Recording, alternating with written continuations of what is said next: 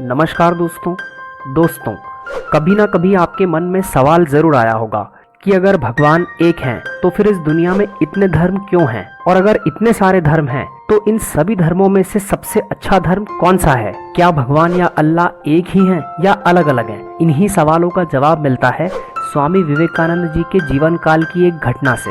एक बार की बात है जब भारत भ्रमण के दौरान राजस्थान में स्वामी जी की मुलाकात मुंशी फैज अली नाम के एक मुस्लिम व्यक्ति से हुई। मुंशी फैज अली ने स्वामी जी से पूछा, मुझे बचपन से सिखाया गया है कि अल्लाह एक है और सारा संसार उन्हीं ने बनाया है, लेकिन उन्होंने अलग अलग धर्म क्यों बनाए? अगर अल्लाह एक है तो उनको बाकी के धर्मों को बनाने की क्या आवश्यकता पड़ी? और इन सभी धर्मों में से सबसे अच्छा धर्म कौन सा माने? कोई हिंदू, कोई मुस्लिम, कोई यहूदी, कोई क्रिश्चियन आदि। यदि सारा संसार अल्लाह ने ही बनाया है तो सभी इंसान एक जैसे ही बनाने चाहिए थे, अलग अलग इंसान थोड़ी ना बनाते। एक धर्म में गाय को खाया जाता है, दूसरे धर्म में गाय की पूजा की जाती है, और तीसरे धर्म में गाय या सूअर दोनों को खाने की अनुमति है, और चौथे धर्म में सूअर को खाने की अनुमति नहीं है।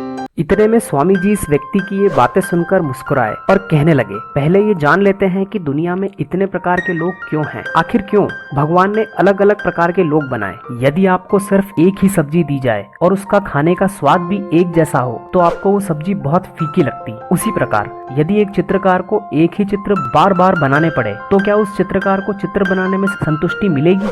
नहीं ना, चित्रकार को तो अलग अलग चित्र बनाने में ही संतुष्टि मिलेगी। और ईश्वर या अल्लाह तो सबसे बड़ा चित्रकार है, इसीलिए भगवान को अलग अलग तरह के लोग बनाने में ही संतुष्टि मिलती है। इसीलिए भगवान ने इतने तरह के जीव जंतु और इंसान बनाए, लेकिन भगवान ने अलग अलग धर्मों को नहीं बनाया। अलग अलग धर्मों को तो इंसान ने ही बनाया, वो भी अपनी खुद की सुविधा के अनुसार, और अपने देश की जलवायु और वातावरण के हिसाब से ही उसके नियम भी बनाए गए। स्वामी जी ने पूछा, क्या ईश्वर या अल्लाह ने तुम्हें खुद कहा है कि तुम किस प्रकार का भोजन करो? मुंशी अली ने कहा, जी नहीं, मैंने तो ये सब लोगों से ही सुना है और कुछ धार्मिक किताबों में पढ़ा है। फिर स्वामी जी ने कहा, लोगों ने अपने धर्म के नियम अपने देश की जलवायु के अनुसार ही बनाए हैं। जो लोग सागर के किनारे रहने वाले थे वो खेती नहीं कर सकते थे, इसीलिए वो मछली ही खाएंगे। जो लोग उपजाऊ जमीन वाले क्षेत्र में रहते थे वो आसानी से अनाज उगा सकते थे और जानवर पाल सकते थे।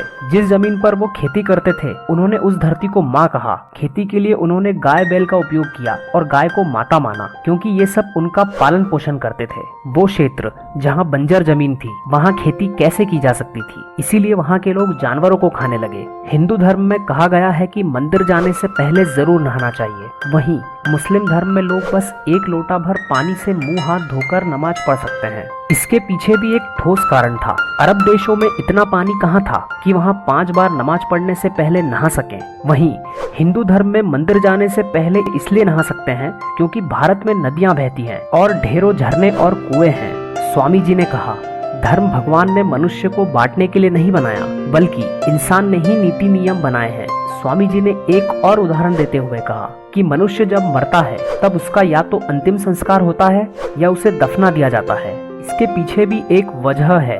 दरअसल अरब देशों में पेड़ों की संख्या काफी कम थी और हर जगह रेत ही रेत थी, और इसीलिए वहाँ मरने के बाद दफनाने की प्रथा बन गई। और हमारे प्यारे भारत देश में जहाँ पेड़ों की बहुत अधिक संख्या थी वहाँ अग्नि संस्कार की प्रथा बन गई। फिर फैज अली ने पूछा, तो क्या अगर किसी हिंदू के शव को जलाने की जगह दफना दिया जाए तो क्या उसके भगवान नाराज नहीं होंगे? क्या हमें इस बात से डरना नहीं चाहिए? फिर स्वामी जी मुस्कुराकर कहने लगे, हम सभी परमात्मा के बच्चे हैं और हमें भगवान से डरने की कोई भी आवश्यकता नहीं है। मेरा मानना है कि सभी धर्मों का गंतव्य स्थान एक ही है, इसीलिए सभी धर्म अच्छे और सर्वश्रेष्ठ हैं।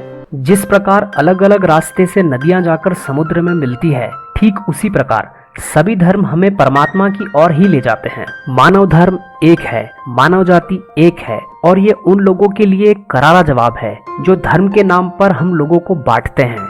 हम सब एक हैं, क्योंकि दोस्तों वो कहते हैं ना कि एक लाइब्रेरी में पढ़ी गीता और कुरान आपस में कभी नहीं लड़ते, और जो उनके लिए लड़ते हैं वो इन दोनों को कभी नहीं पढ़ते। दोस्तों, इसी बात के साथ इस वीडियो का अंत करते हैं। अगर आपको ये वीडियो अच्छी लगी हो तो इसे लाइक करिए, शेयर करिए इसे अपने फ्रेंड्स और अपनी फैमिली के साथ, ताकि उनकी लाइफ में भी कुछ वैल्यू ऐड हो सके, और चैनल को सब्सक्राइब करना बिल्कुल ना भूलिएगा। जय हिंद, वंदे मातरम।